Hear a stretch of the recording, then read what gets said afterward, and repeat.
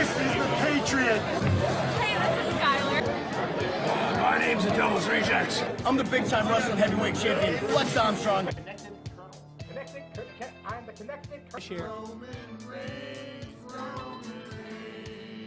Day every day.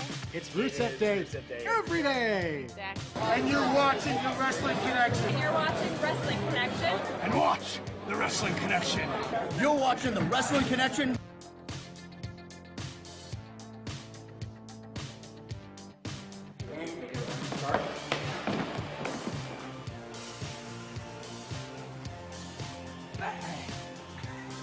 I hear that women gain immortality from licking the feet of babies.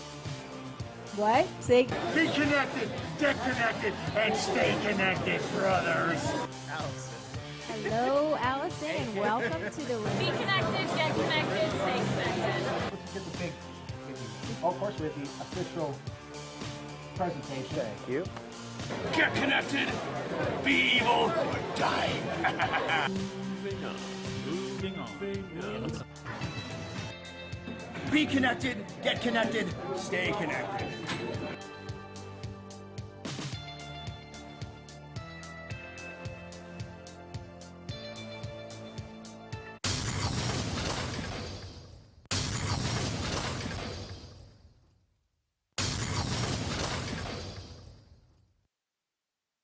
And welcome to episode 241 of the most must-see award-winning show to ever hit the Bedford TV airwaves, or any airwaves for that matter. North, south, east, west, backwards, frontwards, diagonally, sideways, any which way you look at it, all around the world.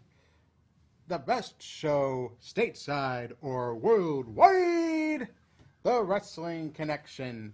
I am your host, your connection to the wrestling world, the pontiff of the pro wrestling populace, the Big Four pay-per-view champion, and the formerly adorable felon, and the multi-colored enigma, Ken Hill, delivering all the news to you in professional wrestling today, and alongside me, as always, The consumer of wrestling knowledge, the prize for the Wrestling Connection, the legacy and Team Kaufman, the breaker of Kens, the dragon with the gold, the multi-title title holder. Dan Kaufman's here as well, enjoying this interesting look you've decided to grace us with this show before Halloween. yes, in honor of Halloween, and of course, because I can never resist a challenge, I have had myself made up like one of my favorite superstars, the charismatic Enigma himself, Jeff Hardy, and emphasis on Enigma, because you can notice that because of the green screen, part of me is actually see-through, so a lot of emphasis on the Enigma. I'm not so sure about the charisma, but we're after 5 seasons, I'm getting there. All right, so anyway, Dan and I are here today to preview the first ever all-female pay-per-view in WWE, not wrestling, in WWE HERRRRR-STORY. And we are talking about the WWE Evolution pay-per preview,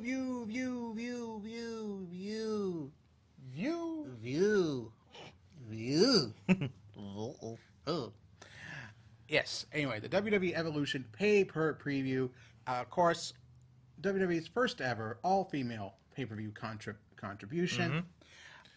With some decent matches. Like the always- second, it seems to be very bottom heavy on this one. A scant 6 cards. A seven. scant 7-match card for us to go through. 7 matches, little build for most of them. Big shock, I know. But first, It's like the pay-per-view was more a byproduct of something. And, Yes. and not at all an actual. unfortunately, we don't know what that's about because I'm pretty sure we took a vow last show not to talk about what it's a byproduct of. Talk about what? Anyway, moving on. Moving on. So before that, we do have some highs, Hill's and highs some and Dan's downers. Some downers. And of course, centerpiece here. Is of course the big high from this wrestling. All the highs and lows have to do with the Shield. It's the dissolution of the Shield 2.0. Yes, for the shield explodes Redux. And interesting enough, this is also the second dissolution of the Shield that's near something called Evolution. Ironic? Irony? I think not. No. Okay. So, but anyway, okay. So the highs for this week, basically, yeah, of course. I mean, you look at the centerpiece right here. Ambrose turning heel.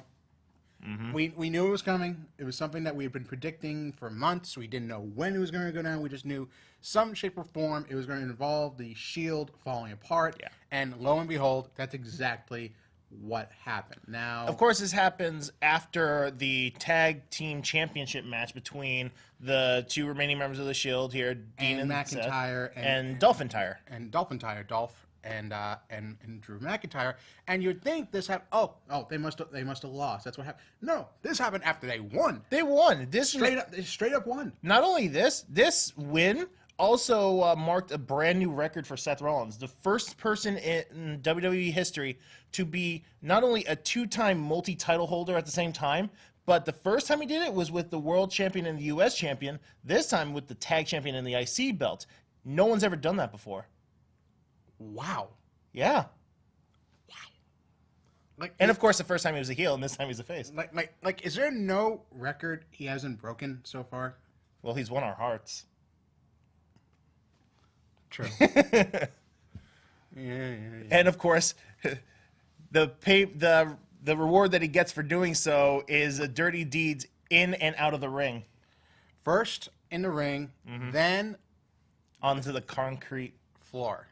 Onto the concrete floor. Seth just lost his entire family again. This time not by his choice. Show the one of them on the concrete floor. There you go. There it is.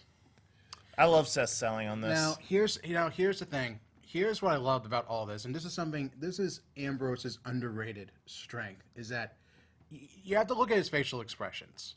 I think the key term I used for this, conflicted yet cathartic.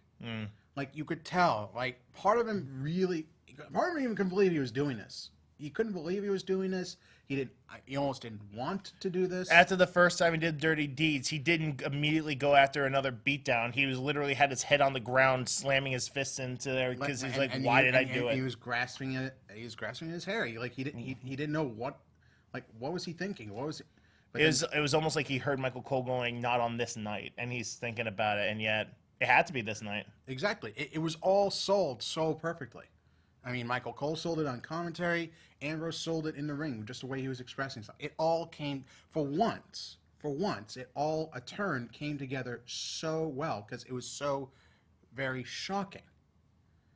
Like, you didn't think, they'll hold off in a week or two. No, we're doing it now. We're doing it now. We're moving up the time. There's no way you could get Dean to be more hated than this right now. Exactly. I mean, if there was any way you could get Reigns on the face side of things, it's to have Ambrose do something so reproachable, so almost irredeemable, that by the time Reigns comes back, and we'll explain that in a few minutes,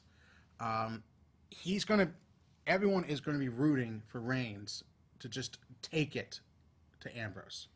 Just walk straight up and just sock him straight in the mouth. So that takes care of the high. But we do have to talk about this downer because it is very important to the wrestling industry as a whole. And it's... so what happened there was at the end of the show. But what happened at the beginning of the show was Roman Reigns coming down... was equally shocking. Yeah. Roman Reigns came down dressed in normal attire, no Shield garb, his hair's up. Hair's done up. And, I've watched this multiple times. He comes out, he says, "I owe everyone an apology because I've been coming out saying I was going to be fighting champion, going to be fighting for this title each week. I'll be the workhorse.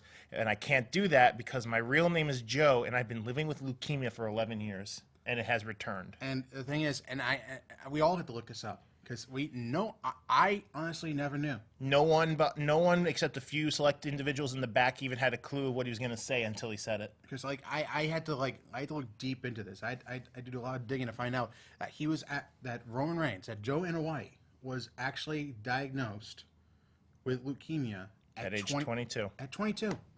At 22. He got. I mean, it went into remission just as quickly as it came up, but he was diagnosed. He was legally diagnosed. And with this time, and it's come back, and he had to relinquish his Universal title. And he said he's going to be back. You know, the moment he beats leukemia, he's going to be back. And for the first time, unanimous cheers. Thank you, Roman. Get well soon. We all want you back. Considering everyone said we don't hate the guy, we hate the booking of the character. So and we don't even hate the character so much. It's just how they have him come off on television. It's how they have him come off in social media. Yeah. As, grandstanding, as, entitled. Like, we never thought that of Joe. We never thought that of the family man. We never thought that as of the athlete, of the man, of the father, of the husband. We never thought that of Joe. Like, we just hoped that WWE would see fit to realize that maybe his character needed direction. I mean, maybe he could have been one to say something. like as for me personally, the way that he wrestled in the ring, I'd always preferred to see him as the Juggernaut instead of the John Cena beatdown until the end win. But and we got that sometimes. His matches with Braun Strowman and his matches with Seth Rollins have always been amazing. There's proof that he's a great wrestler, and we've had him have good promos against John Cena and Samoa Joe and other guys. When he comes off more off the cuff, when he's not being scripted, but he's not being backed on the script by Vince McMahon. So this is a huge hit because now everything has to get switched around, including them bumping up Dean's heel turn, which is apparently supposed to be at Survivor Series. And while we won't mention specifically where the match is happening, there was supposed to be a triple threat match scheduled with him, Brock Lesnar, and Braun Strowman for the Universal Championship, and now that has to be shuffled around. Now that's just a straight up one-on-one match. So we'll be guaranteed a new Universal Champion, and even that's up. So back when it was a triple threat, we were pretty confident Roman was going to keep the belt. Exactly. So now the question is, like, will they take the jump with a new champion in Braun Strowman, or will they just fall back into safety mode and stick it back on Lesnar? Well, we can't really predict this one. We're just going to have to wait and see what happens on that. Exactly. But until then, I've heard that he might be out for 2 to 3 years. I mean that has ramifications for everything. Absolutely, everything. For all we know, by the time he comes back, Dean won't even be heel anymore. Maybe he'll try and reform the Shield and he'll be the centerpiece. Right, for Joe himself. I mean, obviously this has long-standing ramifications for him and his family. For WWE, I mean, the booking. I mean, you're gonna have to find someone else. You're gonna have to start refocusing on the rest of the roster now, because. So this is going to definitely be time to watch the product and see what they come up with. I hope so, because I mean, the problem with that is if they just go, like, if they refocus on Ambrose and Rollins, make them the focus. That's fine. That's good. That's good for maybe like the next year or so. Yeah. But for longer term than that, you're going to have to start building others up as well. Yeah, the way I see it, it's going to be Dean, Seth, Braun, McIntyre will be the top 4. They're doing that with McIntyre because we saw like how he's been taking the fight to Strowman, how like he's assaulted him from behind, how he's laid him out with Claymore after Claymore. So clearly they have a design in mind for McIntyre after his like tag team run with Ziggler runs dry. So I mean that's good. I mean, so it's good. So they're already kind of reshuffling everything, getting everything into place for the foreseeable future. But one thing which this doesn't touch is the women's division. It doesn't. But I mean it impacted everyone. Everyone felt for him. I mean all the men, all the women. Everyone's gonna miss Joe. And we here at Bedford TV and the Wrestling Connection, Dan and I and Nick and everyone want to send the best out to the Hawaii family and wish the very best for Joe. Joe, kick leukemia's butt. Come back here. Come back to WWE as soon as possible. Yeah, we wish you nothing but the best. All right. So we got to get to the paper preview. So we gotta move. The show must go on. Yes, that's all. Even Paul Heyman said that Roman would say that the show must go on. Very very touching speech by Heyman. Yeah. All right, so moving on to the WWE Evolution side of things, the pay-per preview. Yes. All right, So, so I think we should start with the match that has the most contestants, right? yeah, so let's just start things right off with the women's battle royal.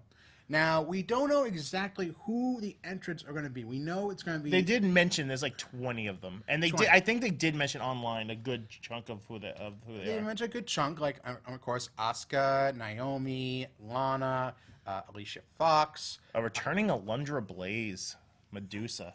Maria Kanellis. Kanellis, Michelle McCool, Sonya Deville, even Layla. Even Layla you see in the photo there up on the left. So I mean, there are a lot of unique possibilities, a lot of different directions you can go here, because the winner gets a women's championship match of their choice.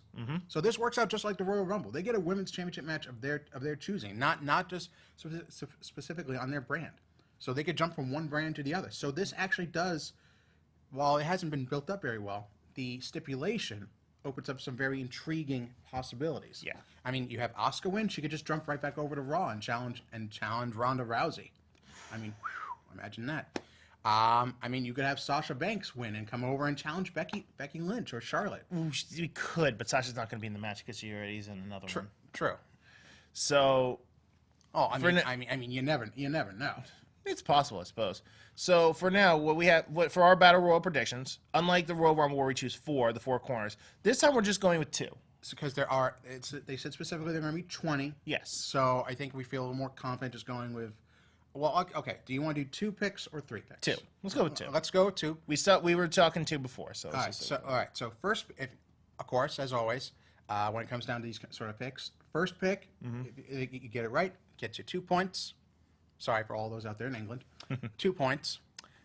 If your second pick turns out to be correct, you get 1 point. Yes. And you can put a lock on either one If you choose. if you choose to do so. But I will not be doing for mine. 'Cause I don't think anyone. I will. don't think any of us will. No one wants a 1 in 20. No. Okay. All right. Out of the bunch I see right here, Nick, can you just white us out for a sec, just so. Okay. Okay. I'm going to be totally honest here. I mean, this is really a toss-up right here. True. I'm just going to play it safe.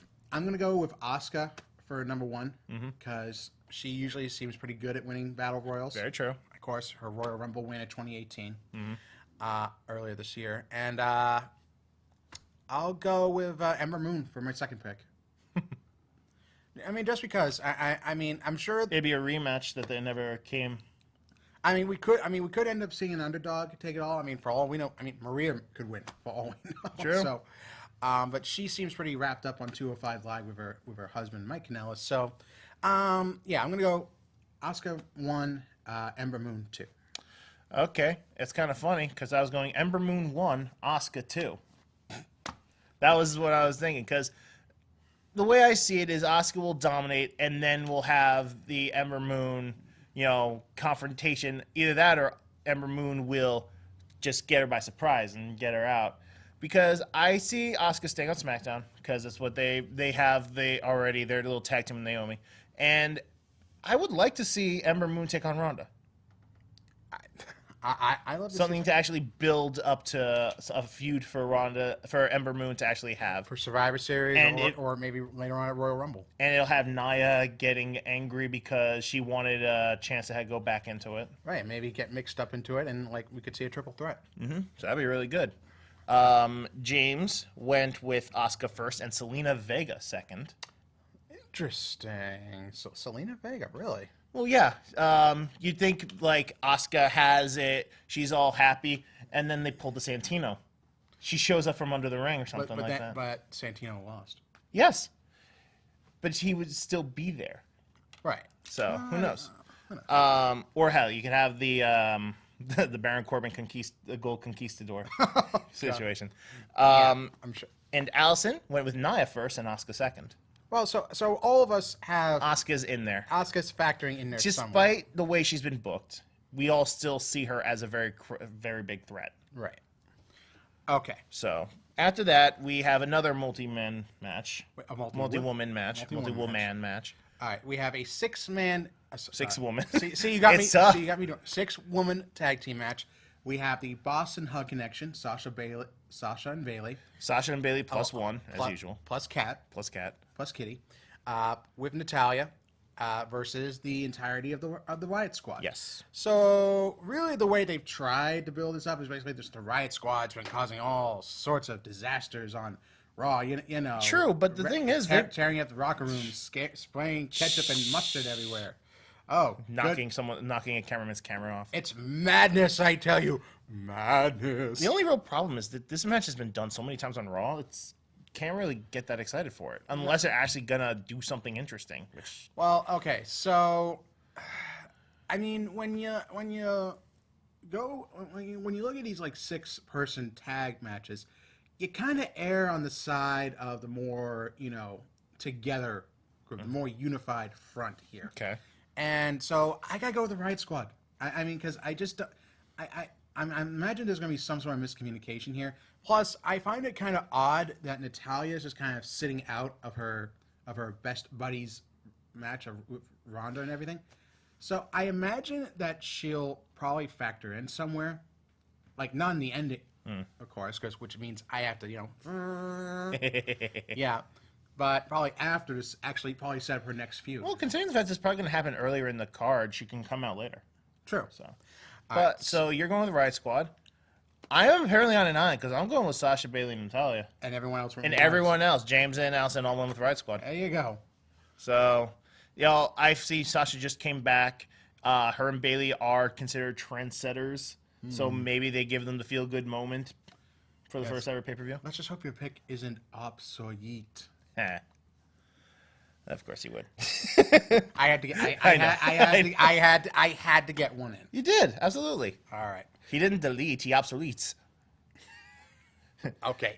Moving on. Moving on. Okay. So the last multi-individual match is a tag team match. The tag team match. The return of the besties. We're talking Lita and Trish. The return of Lita and Trish Stratus versus what we originally thought was going to be Alexa Bliss and Mickie James. Now it's really up in the air. It could be Alexa if she recovers from injury, from her concussion. Yeah, Alexa had some concussion issues earlier in the week. Thanks to Ronda. Unfortunately, thanks to Ronda. And she may well be out, but she may still show up at the show. Yeah, but she she'd may probably not be on in the a competitive appearance. Yeah, either she'll be there as a participant or she'll be there in the corner. In the corner and if she's of Mickie James and her Alicia Fox. Alicia Fox.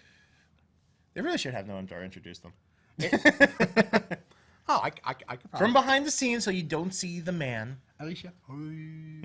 So honestly, this is Attitude Era versus if it's not Alexa, it's basically it's Ruthless Aggression Era. It's Ruthless Aggression versus Attitude. Yeah, because Alicia Fox still is a trendsetter because of how long she's been there, and Mickie James is an actual trendsetter.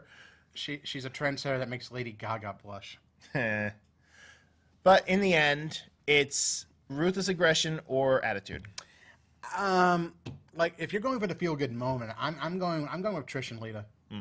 Because I mean, they actually I think they had the good idea right here. Originally, this was just set up as like one-on-one matches.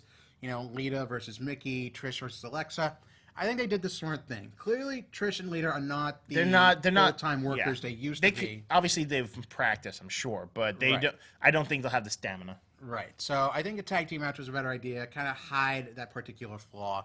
And okay, I mean, if they're not going to have Alexa in here, I mean, I think the only way that putting Alicia and Mickie over Trish and Lita wouldn't go over very well. I think Alexa being in the match would be the only way we could actually see Alexa and Mickie win because that's the only way you'd actually have something. So yeah, I'm gonna go with the besties on this one. I'm gonna go Trish and Lita. It's a straight. Everybody is going with Trish and Lita on this one.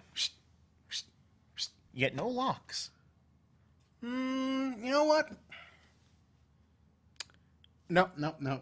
We have no proof that Alexa is not in this match. Well, no. Let's keep on going. Let's keep moving along. Sure. So after that would be the finals of the Mae Young Classic. Yes. Number 2. We have Io Shirai versus Toni Storm. both best, top of the class in wherever they're from. You know, Io Shirai top of her class in Japan. Toni Storm, one of the best female competitors to come out of the UK. Nick, we got the Io Shirai Toni Storm picture.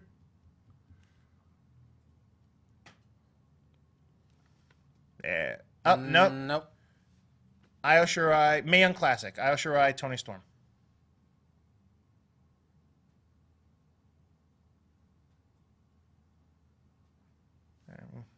There we go. There they are. There they are.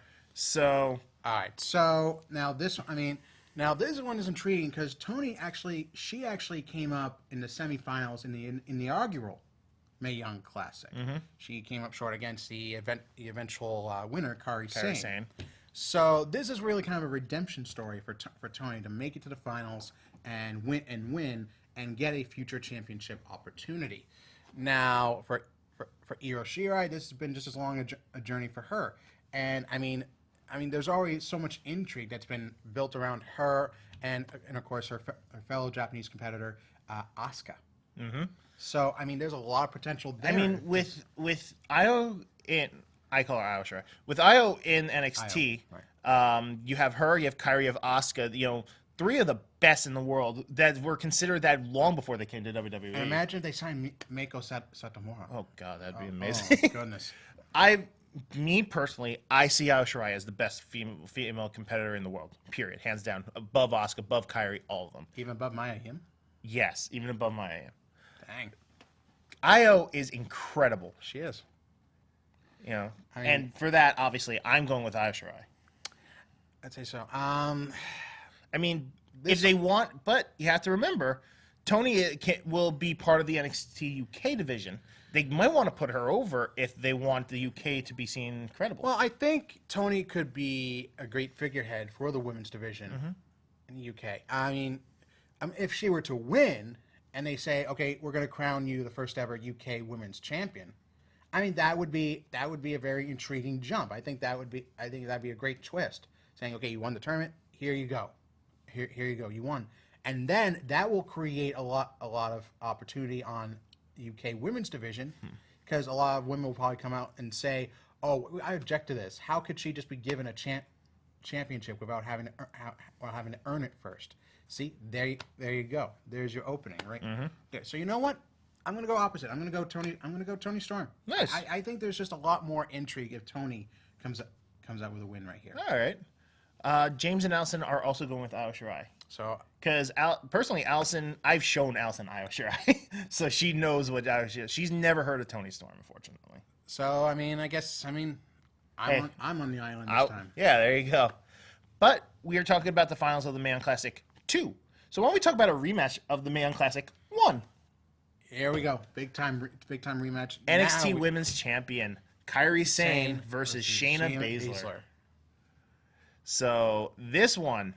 This one's gonna be. This one could easily steal the show. This one's gonna get ugly. Oh yeah. This has gone. It's gotten so personal so quickly. I mean, here's the thing. Shayna admitted in their last at the last NXT takeover that Kairi won, but she did not beat Shayna. Yes. She didn't make. She barely got a pin on her. Didn't make her submit. Didn't do everything she could to put her down. She basically got a fluke, and now it's up to Kairi to prove it was no fluke. I mean, basically, she's got to keel haul Shayna and So yeah, this is gonna be real. This is gonna be a real tough one to figure out because Kairi, best elbow drop in the world, proven that she can beat Shayna Baszler not once but twice. Right, and Shayna's proven that she is basically the female edition version of Samoa Joe. Very true. She is ruthless, and will not stop until she gets what she is dominant. She has no qualms, no hesitation. She seems natural in her intimidation. Exactly. That's why she's so close to Samoa Joe. Exactly. So I mean, you could go. I mean, again, this is either way. I'm really. splitting this one. All I did say there was some intrigue with Toni Storm winning and possibly catapulting her to the top of the UK division. I mean, I can't ignore Shirai versus Sane. I mean, that match of that magnitude would be crazy. I mean, there is talk of if Shayna loses, that she could come up to the main roster. I mean, not to mention that. I mean, at the same time, Toni Storm had a real competitive match earlier on in the year against Shayna Baszler. So maybe you could even revisit that down the line. Oh God. You know, I'm gonna go the opposite direction. I'm gonna go with Kairi Sane. You're going with Kairi Sane? Okay. I want to go with Kairi Sane, but you know what? Something in my guts telling me Shayna's going to take it back. I mean, I wouldn't be surprised. Like First ever 2-time women's NXT champion? It could very well be. You never know. I mean... This one's going to be 50-50 because James went with Shayna, Allison went with Kairi. So this is our actual first 50-50 on this one. No one knows. No one honestly knows. I mean... All right, we're getting down though. We got 2 matches left. We're getting down to the nitty gritty right First here. off, and I'm not talking about the makeup. First off, will be the first ever last woman standing match. Oh, good. Charlotte versus Becky. Hold on. Not the first ever last woman standing match On the main roster. On the main roster. Well, you have to remember NXT Takeover from all the way back in 2015. Remember Sasha? Bayley? That was Iron Woman. Iron Woman match. Last one. It is the first time. No, last woman standing. Nikki Cross versus Asuka. You're right. Main roster. Got it. Thank you. Good job. Well, no, that was in NXT though. No, you're right. Yeah, Right. Main roster. You're absolutely right on that. Because we consider NXT above the main roster at this point. Very true. So here's the match that has the most build up. You know, they've had Becky, you know, had her chance, and then Charlotte showed up and just got awarded the opportunity to be part of the match and became a triple threat. Charlotte pinned Becky after Becky had Carmella beat.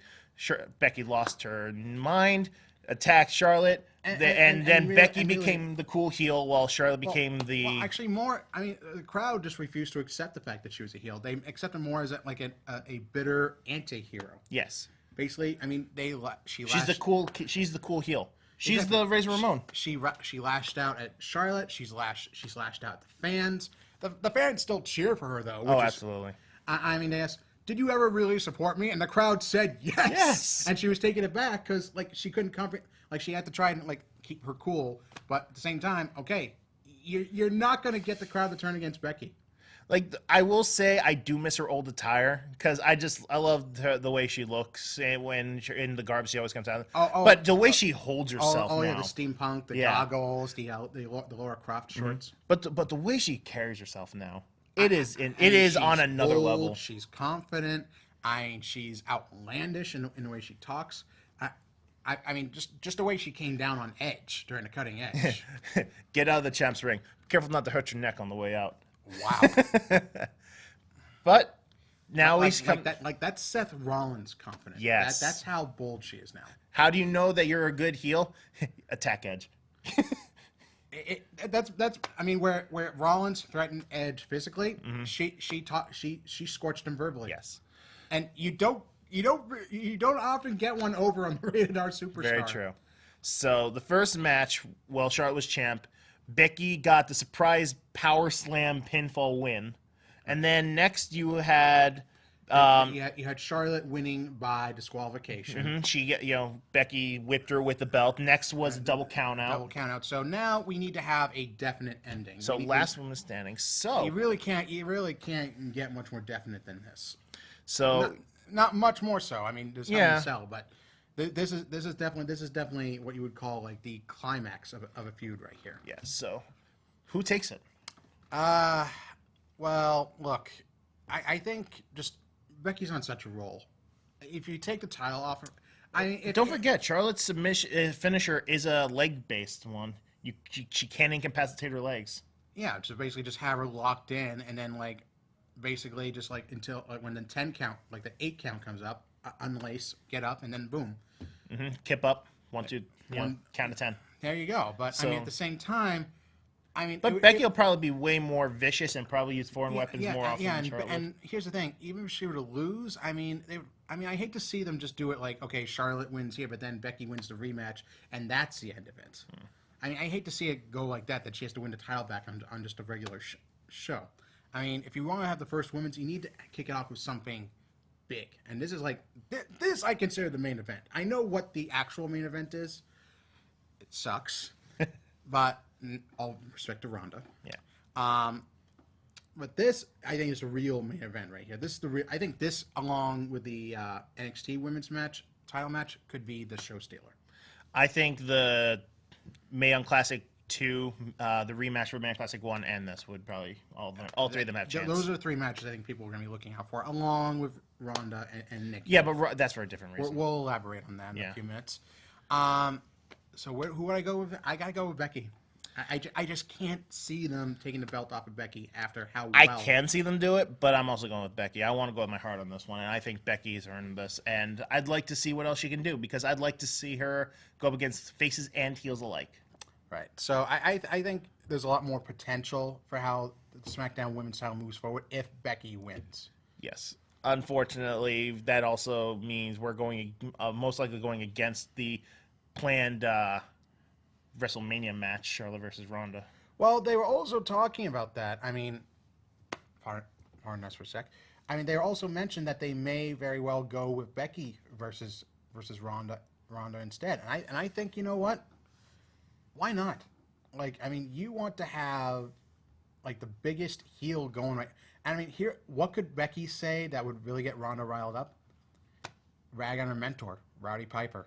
Oh, if there was, you're right. If there's anyone who could dig that deep against Ronda, it would be Becky. Becky in this. It's true. So I'm gonna go with Becky. Yeah, I'm sticking with Becky. All four of us are going Becky. All of us want Becky to win. Becky. Yes. Okay. All right. So, funny how none of us locked anything yet. Oh, I got a pretty good idea where the lock. So the main event, despite what we want, main event, Ronda Rousey versus the true trendsetters, the true legends of this business, this industry, the unstoppable. Is she still unstoppable now that she's no longer with John Cena? I don't know. I'm surprised you could say all that with a straight face. I'm amazed. The unstoppable, the unbeatable, the immortal Hulk Hogan. I mean Nikki Bella. Don't even. Nikki Bella. Okay, yeah, Nikki Bella. Ronda Rousey, Nikki Bella, Raw Women's Championship. This is the purported main event of the evening for WWE Evolution. And I'm sorry, but considering how we saw things go down at the contract signing, which miraculously did not end with an overturned table and a big brawl. Shocker, I know. It's WWE. I mean, this is a regular one-on-one match. I mean, there was a full moon out this week, so you know, more bizarre things have happened. But yeah, so right now this is just a straight up one-on-one match. Brie, of course, and Nikki's corner, because of course we can expect some twin magic, even though there are a couple of distinct differences between the two of them at this point. Oh, definitely. Like if you see Brie come out with Nikki and they're both in the same outfit, then you know something's gonna happen. Something's gonna go down. But it doesn't matter, does it? No, not really. It doesn't matter what they do. Because you know what? Considering how things went down, considering how Nikki just slapped the taste out of Ronda's mouth, and Ronda just had this big, deadly smile on. I mean, that's basically Asuka. That's Asuka territory right there. When Ronda smiles, you're dead. Yes. So I'm going to say this right now. This is going to be a short match. This is not going to. It's not going to be for the faint of heart. If for some godforsaken reason you're a Bella fan, I'd turn away. I would turn away for a couple minutes after the bell rings and just wait for the mat. Cover your ears, hide your head under a pillow, and just wait for the destruction to come to a merciful end. Because I'm going to go with Ronda. I'm putting my lock on it. And I'll even put my match time down on it since I'm sure it's going to be a very short match. I'm saying 2 minutes, 30 seconds. Oh. It's not going to be a long match. All right. You were bold on the. Well, you've been bold the entire time. I mean, you're getting an extra point because of the paint. Thank you. So you have the luxury of going bold on this. Right. You know, you've went leagues above everyone else by threatening your hair for this match. Like, imagine Nikki pulls a Christian onto Ronda's Randy Orton. God. But I sincerely doubt it. Ronda locked. James Ronda lock. Allison Ronda lock. As for the match time on this one, I would say I can't imagine you go that much higher than me. I'm gonna say 7 minutes. You know, I'm gonna say that. No. I think you're being generous. Here's the thing. I think what's going to happen is they're going to constantly have Brie interfering over and over again, but they want to make it a spectacle. Maybe they have the 4 horsewomen come out for Ronda. They have Shayna, Jessamine Ju. Yeah, I hadn't considered that. So they do that. Maybe they just have Shayna come out and they crushes Brie. There you go. And there's the ticket. And then Ronda crushes Nikki. Then she pulls a Jericho. And the two of them are in the ring. They're happy, celebrating, and then boom, Shayna takes out Ronda like that. There's your setup right there. There's tons of it. But here's the thing: if that's the case, that means Kyrie would probably have to take it. Right. Shayna comes. Because so you're already settled in, buddy boy. I know. It's fine. It's fine. Right, so we're all locked in. You said you said 2 minutes 30 seconds. I said 2 minutes. I said 7 minutes in case they tried doing some kind of spectacle with it. Right. Allison went with 11 minutes. Wow. Okay. If they're really gonna try and push Nikki as someone competitive against Ronda Rousey. Fresh Ronda Rousey who does not have a nagging injury. Oh, okay. Sure thing. And James is gonna cut the between, go 4 minutes 30 seconds. See, there you go. That's why James is the technical guy. Okay. 4 minutes 30 seconds. Okay. So all right. So all the match times are in. All the predictions are in. All the locks are in for all one match. So really, our eyes are gonna be on the main event for completely different reasons other than the quality of the match. So basically, if you're watching it, I'm waiting to see if I'm gonna start hearing you go Goldberg. So I mean, basically, we had a last woman standing match. We had the finals for the Mae Young Classic, and we have a rematch of the previous Mae Young Classic for the NXT Women's Championship, and this is the main event based just on name and star power alone. Oh, apparently, the moment they announced the match, they finally were able to sell the show out.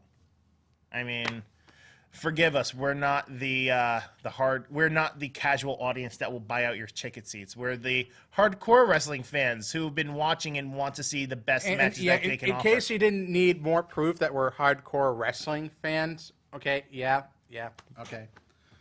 8 tiers, right here. 18 years, all right. 18 years. 18 years.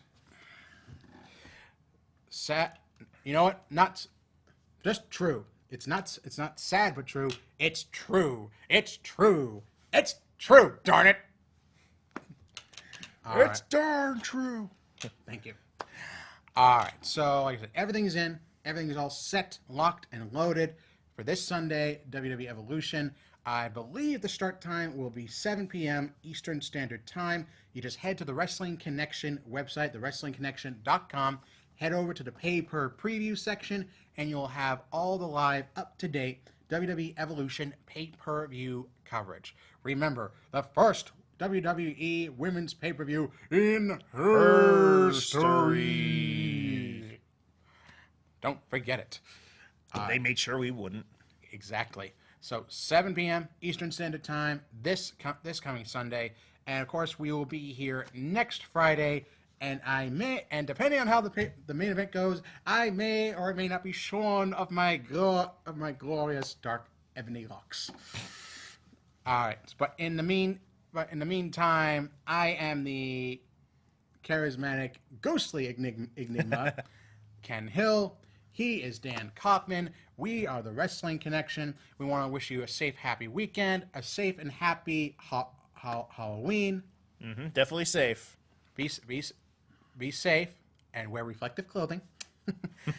nothing spooky. Too spooky. Too spooky. And remember, as always, be connected. Get connected. Stay connected. Play us out, Ghostly Kermit.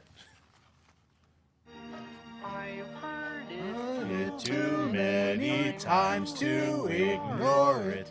It's some things that I'm supposed to be. obsolete. Someday we'll find it. The wrestling Delete! connection. The lovers, the dreamers, and me.